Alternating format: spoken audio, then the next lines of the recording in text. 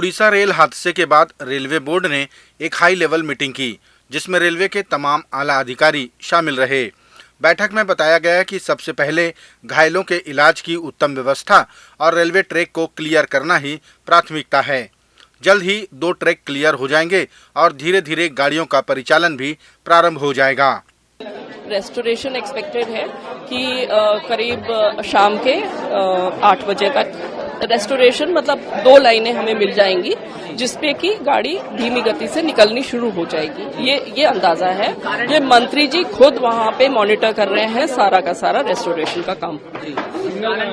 देश के प्रधानमंत्री ने भी उड़ीसा जाकर घायलों से मुलाकात की और सरकार द्वारा हर संभव मदद का आश्वासन भी दिया।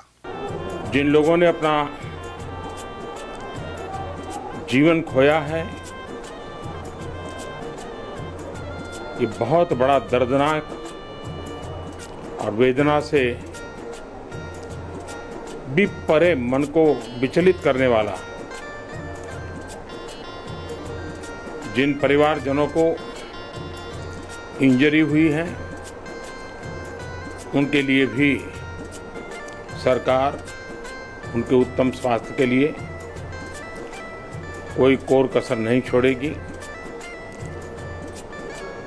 जो परिजन हमने खोए हैं वो तो वापस नहीं ले पाएंगे, लेकिन सरकार उनके दुख में, उन परिजनों के दुख में उनके साथ है। सरकार के लिए ये घटना अत्यंत गंभीर है। हर प्रकार की जांच के निर्देश दिए गए हैं और जो भी दोषी पाया जाएगा उसको सख्त से सख्त सजा हो।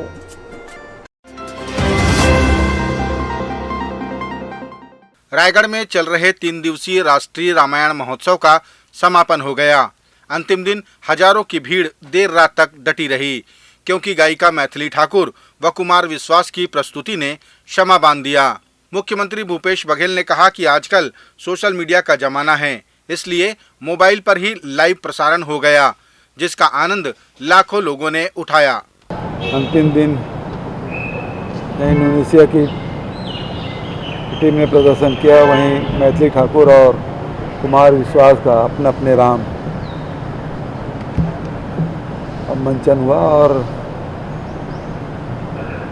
देर रात तक के हजारों की भीड़ डटी रही। और आजकल तो सोशल मीडिया का ज़माना है, लाइव बहुत जगह प्रसारण हुआ और उसका सबने लाभ उठाया है। तो सबको बधाई, शुभकामनाएं। उड़ीसा के बालासोर में हुई रेल दुर्घटना को लेकर अखिल भारतीय कांग्रेस कमेटी ने सरकार पर असंवेदनशीलता का आरोप लगाया। कांग्रेस पार्टी के प्रवक्ता पवन खेड़ा ने कहा कि सुरक्षा कवच सिर्फ प्रधानमंत्री के इर्द गिर्द होता है। अगर वही सुरक्षा कवच रेल यात्रियों को मिला होता तो शायद दुर्घटना नहीं हुई होती। पवन खेड़ा ने आरोप लगाया कि तेज गति से चलने वाली ट्रेनों के चक्कर में पूरी रेलवे का ढांचा खराब कर रही है ये सरकार।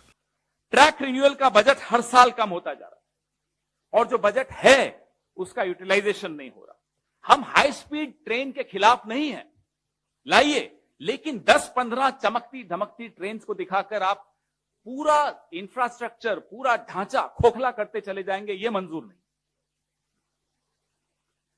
सवाल आपकी विजन, आपकी सोच, आपकी नीयत पर है। रेल मंत्री के ट्विटर रिप्लाईज अगर आप देखें तो जो आम डब्बे होते हैं, जनरल डब्बे होते हैं, बोगियां होती है, उनकी स्थिति आपने देखी होगी। यही कोरोमंडल एक्सप्रेस का कुछ दिनों पुराना, अगर आप रेल मंत्री की टाइमलाइन पर जाएंगे तो आप देखेंगे वीडियोस, सांस लेने की जगह नहीं होती। ये है असलियत। आप वंदे भारत की 5-6 वो दिखाकर क्या बताना चाहते हैं कि पूरी भारतीय रेल ऐसी चल रही है?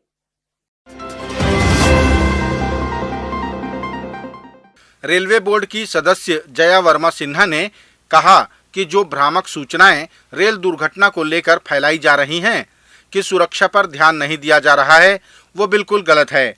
उन्होंने कहा कि रेलवे के लिए यात्रियों की सुरक्षा ही अहम है।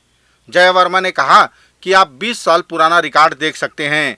रेलवे के परिचालन में संख्या में कितना इजाफा हुआ और दुर्घटनाएं कितनी हुई। उन्होंने जानकारी दी कि प्रतिदिन 18,000 गाड़ियों का परिचालन किया जाता है। हम देश की उन्नति, नागरिकों की रिक्वायरमेंट को पूरा करने के लिए प्रतिबद्ध है, लेकिन जब सेफ्टी की बात आती है तो safety is the top priority. Let me clarify to everybody, safety is the top priority and it is not that ki Indian Railways is equipped only to either manufacture Vande Bharat or to improve their stations or to take care of the safety. Let me assure you, it's a huge organization and we are capable of taking everything simultaneously. So while we are improving our stations, we are making them world class. While we are improving our Vande Bharat trains and improving them and making them world class, we are introducing travel experiences which are world class. We are also ensuring that the safety on Indian Railways is improving. And let me share a data with you. If you, the number of trains that we run every day on Indian Railways is roughly 18,000 trains per day. हाँ, अगर आप coaching trains, passenger trains और goods train सब जोड़ लें, 18,000 से ज्यादा गाड़ी हम चलाते हैं हर दिन। उसमें कितनी गाड़ियां क्षतिग्रस्त होती हैं, वो है आंकड़ा जो आपको देखने की जरूरत है। वो आंकड़ा हम आपसे शेयर करेंगे। वो आपको एक्सीडेंट का डेटा ये देख के कैलकुलेट करना चाहिए कि रेलवे की एक्सीडेंट का रिकॉर्ड क्या है, कि पिछले 10 साल क्या 20 साल का आप रिकॉर्ड ले लीजिए, पिछले 20 साल से प्रोग्रेसिवली सेफ्टी कैसे इंप्रूव हुई है, पर ट्रेन किलोमीटर एक्सीडेंट्स कितने घटे हैं। आप सिर्फ ये डेटा ले लीजिए। छत्तीसगढ़ भारतीय जनता पार्टी के पूर्व मंत्री ब्रजमोहन अग्रवाल ने छत्तीसगढ़ में अपहरण उद्योग के बढ़ने पर चिंता जताई। उन्होंने कहा कि अब तक छत्तीसगढ़ में चोरी, डकैती और चाकूबाजी जैसे अपराध होते थे, लेकिन अब अपहरण जैसी वारदात आम हो गई है। पूर्व मंत्री ने कहा कि अब बाहरी राज्यों के अपहरणकर्ताओं के लिए छत्तीसगढ़ पनाहगाह बन चुका है। उन्हें पता है कि यहाँ कानून के नाक के नीचे से अपहरण किया जा सकता है। अब छत्तीसगढ़ में अपहरण का उद्योग भी बहुत तेजी से आगे बढ़ रहा है। 2 दिन पहले ही रायपुर के नौजवान सिद्धार्थ का अपहरण हुआ। अपहरण करने वाले छत्तीसगढ़ के नहीं, बाहर के लोग थे।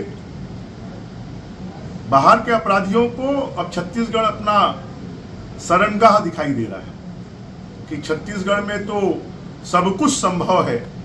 सरकार की नाक के नीचे राजधानी में किसी नवयुवक का अपहरण हो जाए और सरकार और उसका पुलिस प्रशासन सोता रहे, ये दुर्भाग्यपूर्ण है। और अगर सरकार ने ऐसी घटनाओं को नहीं रोका तो छत्तीसगढ़ पहले से ही अपराध का गढ़ बन चुका है, अब अपहरण का गढ़ बन जाएगा। छत्तीसगढ़ भारतीय जनता पार्टी द्वारा किए जाने वाले पुरखौती सम्मान को लेकर मुख्यमंत्री भूपेश बघेल ने तंज कसा और कहा कि 15 साल तक उनको पुरखों की याद नहीं आई।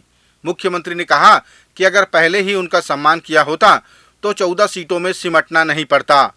प्राप्त जानकारी के अनुसार भारतीय जनता पार्टी उनके परिजनों का सम्मान करेगी जिनका छत्तीसगढ़ में योगदान रहा है।